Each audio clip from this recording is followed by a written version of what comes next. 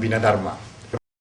Pada tahun 1986, terjadilah perubahan anggaran dasar GMKI pasal 2 tentang dasar organisasi, yaitu dari Alkitab diganti dengan Pancasila sebagai asas GMKI. Dari Menpora Abdul Ghafur waktu itu yang memaksa ormas mahasiswa khususnya untuk segera merubah anggaran dasarnya dan mencantumkan dasarnya Pancasila satu-satunya. Waktu itu lebih populer asas tunggal. Nah, segera dengan itu kita bereaksi, terutama kelompok Cipayung. Kelompok Cipayung waktu itu kita paling keras menolak itu. Dan teman-teman HMI juga sampai pecah saya kira gara-gara itu. Kita juga GMKI hampir pecah. Di internal pengurus pusat ada dua pendapat besar mengenai asas tunggal ini.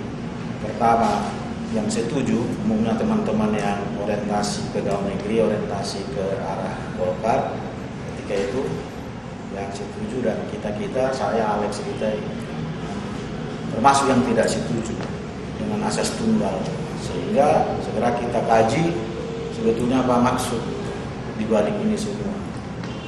Nah, kita diskusi, ketemu Pak TB Simatupang di PGI. Akhirnya seperti biasa Pak TB Simatupang bikin forum. Dari sejumlah diskusi terciptalah rumusan. Sebetulnya ini asli dari hasil diskusi dan dirumuskan oleh TB Simatupang bahwa bukan asas tunggal, merubah dia Pancasila satu-satunya asas bagi kehidupan berbangsa, bernegara, dan bermasyarakat. Itulah yang diterima waktu itu, masuk ke akhirnya ke GBHN TB Simatupang. Dan kita pun di dalam terjadi perdebatan di mana kita cantumkan itu. Kalau kita rubah kayaknya perasaan merubah dasar Yesus Kristus itu dengan Pancasila kayaknya sangat berat sekali. Nah, waktu itu kita buat alternatif. Pertama, dasar Yesus Kristus itu kita masukkan di pembukaan, sementara asasnya kita bedakan. Asas itu kita masukkan di situ Pancasila.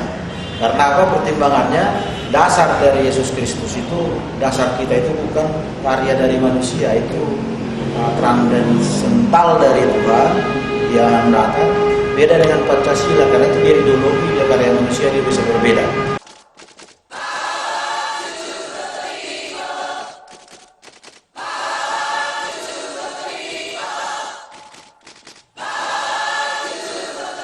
Kekuasaan rezim Soeharto dan Orde Baru setelah kontroversi asas tunggal semakin kuat dengan dukungan tentara. Soeharto memantau perlawanan yang dilakukan melalui pembentukan kelompok diskusi dan kelompok pers mahasiswa.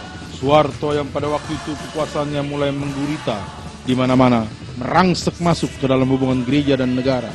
Kekuasaannya pun ikut meluluh lantakkan HKBP, salah satu gereja tertua dan terbesar di Indonesia. Tak berapa lama setelah tragedi HKBP, Kongres ke-24 di Pekanbaru ditolak untuk digelar oleh sebuah kekuatan massa. Konon, kritik GMKI atas keterlibatan Soeharto meluluh lantakan HKBP merupakan alasan kuat bagi penolakan tersebut. Tahun 92 sampai dengan 94 untuk periode yang pertama. Pada masa-masa akhir tahun 92 itu di tingkat negara, politik pengendalian itu masih berlangsung dengan sangat kuat, di mana negara memiliki kekuasaan yang sangat tinggi di dalam mengendalikan seluruh kegiatan kemasyarakatan, kegiatan politik, bahkan kegiatan ekonomi. Itu ditandai dengan politik sentralisasi di bidang politik dan sentralisasi di bidang ekonomi. Itu tidak mempengaruhi saja kehidupan kenegaraan, tetapi juga kehidupan seluruh kegiatan kemasyarakatan termasuk GMKI. Nah, di awal kepemimpinan kami, situasi negara seperti itu. Jadi KNPI pun dikendalikan oleh negara, bahkan semua baik partai politik maupun ormas-ormas juga dikendalikan oleh negara. Jadi misalnya muktamar dari NU, muktamar dari Muhammadiyah, itu semua di bawah kendali negara. Dan apalagi posisi presiden waktu itu masih sebagai ketua Dewan Pertimbangan Golkar. dan bahkan mempunyai wewenang yang sangat kuat untuk membatalkan keputusan Munas sekalipun. Jadi kesimpulannya adalah bahwa pada waktu itu GMKI berada di dalam situasi di mana negara menerapkan politik pengendalian, baik di bidang politik maupun di bidang ekonomi. 4 tahun setelah peristiwa penolakan Kongres ke-24 1992, situasi semakin memanas. Di banyak lini, para kader GMKI mulai melakukan perlawanan demi perlawanan terhadap hegemoni kekuasaan Soeharto. Kader-kader GMKI yang terdistribusikan di partai oposisi, lembaga swadaya masyarakat, dan komite aksi mahasiswa memberikan kontribusi yang signifikan pada waktu itu. Tanggal 27 Juli 1996 pun menjadi mimpi buruk yang takkan pernah terlupakan selamanya. Pagi itu, kantor sekretariat PDI diserang habis-habisan oleh kekuatan besar yang merupakan persekongkolan jahat. Tentara pun merangsek masuk ke sekretariat GMKI mencari aktivis-aktivis GMKI yang terlibat. 1 hari setelah tragedi itu, di sebuah hotel, atas inisiatif beberapa senior kelompok Cipayung, digagas sebuah lokakarya menuju perubahan. Mulai dari lokakarya inilah, jalan-jalan maju menuju perubahan Indonesia diupayakan bersama. GMKI, GAMKI telah ikut pada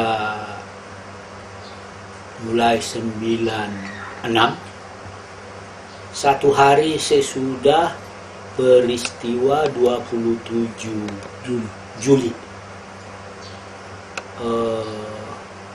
Ikut dalam seminar tentang perubahan. Jadi kami sudah lama dengan teman-teman yang namanya kelompok kebangsaan memikirkan dan mengupayakan supaya ada perubahan. Hal itu telah kami gagas sejak tahun 94.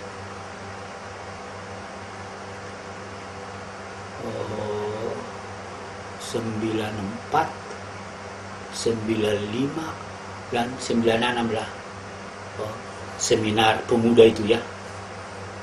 Jadi tahun 94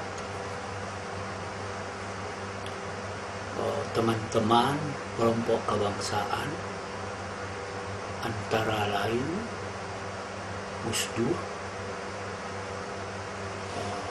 Midian Sirait, Dahlan Ranu Miharjo,